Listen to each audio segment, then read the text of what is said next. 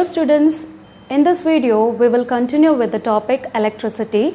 Previously we have learnt about the resistors in series, parallel, potential difference, etc. Now we will go further. So we'll start with Ohm's law. Ohm's law is a relationship between the potential difference across a conductor and the current flowing through it. So wherever you have learned related to electricity, current or electric circuit, you should never forget about the usage of conductor and the potential difference. So what does Ohm's law state? So the current flowing through a conductor is directly proportional to the potential difference between its ends, provided its temperature remains constant. So it can be represented that I, that is current, is directly proportional to the voltage, or voltage is directly proportional to the current. Ohm's law is represented as I is equal to V by R, wherein I is electric current, V is voltage, R is resistance. So where here you can say that R is constant because it is called as resistance for a given metallic wire at a given particular temperature. So let's know more about Ohm's law. Verification of Ohm's law you can see here in the form of a circuit.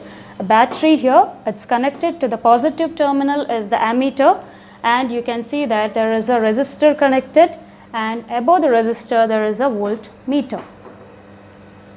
So let's understand more about the circuit. You need to set up the circuit as shown in the figure previously. First, use one cell.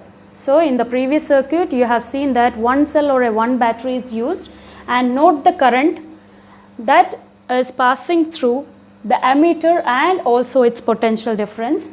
Then you note down the current across the voltmeter, nichrome wire A and B.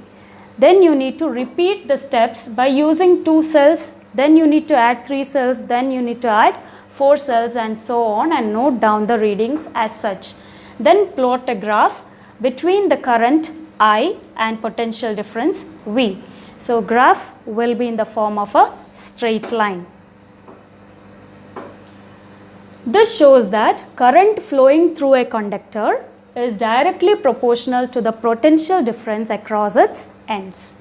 So you can see that I, that is current, is directly proportional to the voltage, or voltage is directly proportional to the current, or you can say that resistance is represented by equal to V by I, or voltage by current. So where R is again constant and it is called as resistance of a conductor. So let's understand now what is resistance. Resistance is the property of a conductor to resist the flow of current through it. According to Ohm's law, what does Ohm's law state? That resistance is equal to V by I, that is voltage by current. So SI unit of resistance is ohm, that is represented by the symbol ohm. You can see here the symbol. If the potential difference across the two ends of a wire, I repeat, the potential difference across two ends of a wire is 1 volt. Let's consider the two ends as A or B, or A and B, and the current flowing through it is 1 ampere. Then the resistance R of a conductor is 1 ohm. You can represent it as I is equal to V by R. The current flowing through a resistor is inversely proportional to its resistance. So if the resistance is doubled, so what happens if the resistance is double or twice? Then you can see that current gets halved. So let's understand the factors on which resistance of a conductor depends on. So it majorly depends on the length, area of cross section, and material of the conductor. What material you are using as a conductor. Resistance is directly proportional to the length of the conductor and inversely proportional to the area of cross section of the conductor. So you can see that resistance is directly proportional to the length and resistance is inversely proportional to the area of the cross section, or it can be represented as R is equal to rho 1I by A. So where rho, that is symbol is here, is constant of proportionality called resistivity of the material of the conductor. So let's understand more.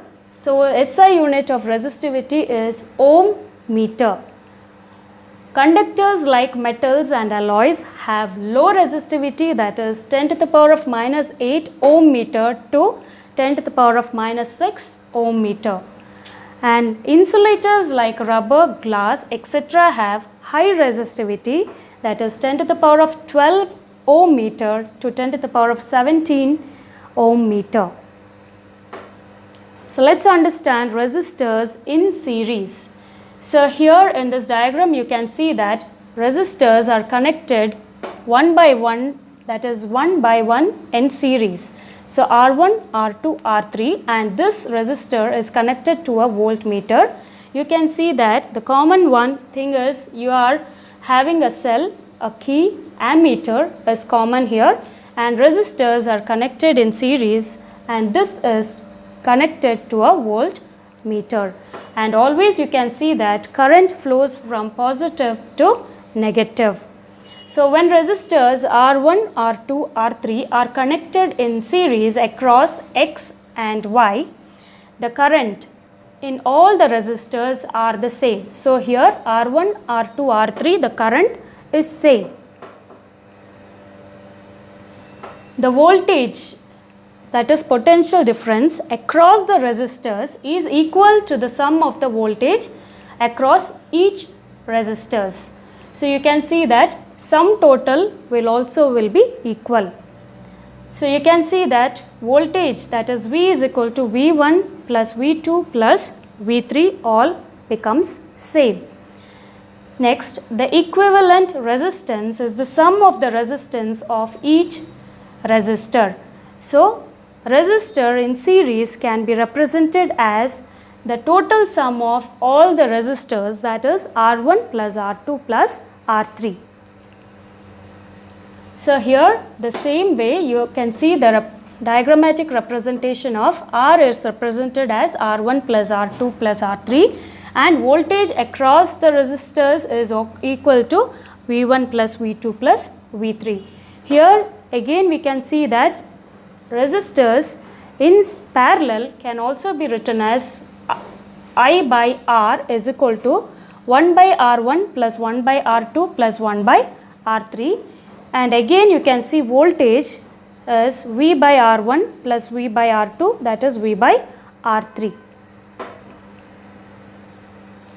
So this is the diagrammatic representation of resistors in series, that is R1, R2 and R3.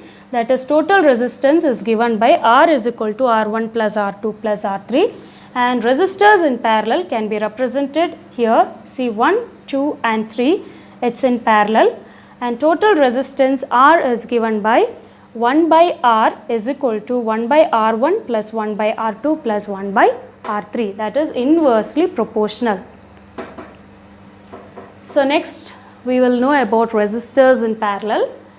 That is, here you can see that resistors are connected in parallel 1, 2 and 3, and for all the resistors there is a connectivity of a voltmeter again. So let's understand, when three resistors R1, R2, R3 are connected in parallel across A and B, so what happens here is the voltage, that is potential difference in the resistors, again here it is the same. The total current in all the resistors is the sum of the current in each resistor. So I is equal to I1 plus I2 plus I3, this is the sum of the current. The reciprocal of equivalent resistance is the sum of reciprocals of each resistance. It is the sum of reciprocal of each resistance, that is 1 by Rp, that is resistors in parallel is equal to 1 by R1 plus 1 by R2 plus 1 by R3, sum of reciprocal of all the resistance or resistors. So next, coming to electrical energy and electric power. So what is electrical energy? It is the work done to maintain the flow of current in a conductor. So we need to maintain the flow of current in a conductor. There needs to be a work done. So W is equal to Q into V, and Q can be represented, I can be represented as Q by T. Q is represented as I into T, and where V is equal to I into R, that is current into resistance. Here you can see that work done is equal to I into T into V. So where W is equal to I square RT. The unit of electrical energy is joule, that is represented as J. Next, coming to electric power. So what is electric power? It is the rate at which electric current is used. So electric power or power can be represented by work done by time, where W is equal to I square RT. I represents the current, R is resistance, T is time. So power is equal to, see, work done W, we have already known that I square RT, we are substituting here, that is power is equal to I square RT by T, that is I square RT. Power is equal to VI. What is SI unit of power? SI unit of power is watt, that is represented by W. An object has 1 watt of power when 1 ampere of current flows across the conductor with a potential difference of 1 volt. So 1000 watt is represented as 1 kilowatt. 1 kilowatt hour equal to 1000 watt into 3600 seconds, which is equal to 3.6 into 10 to the power of 6 joules. So the commercial unit of power is watt hour or kilowatt hour, that is being used in our households.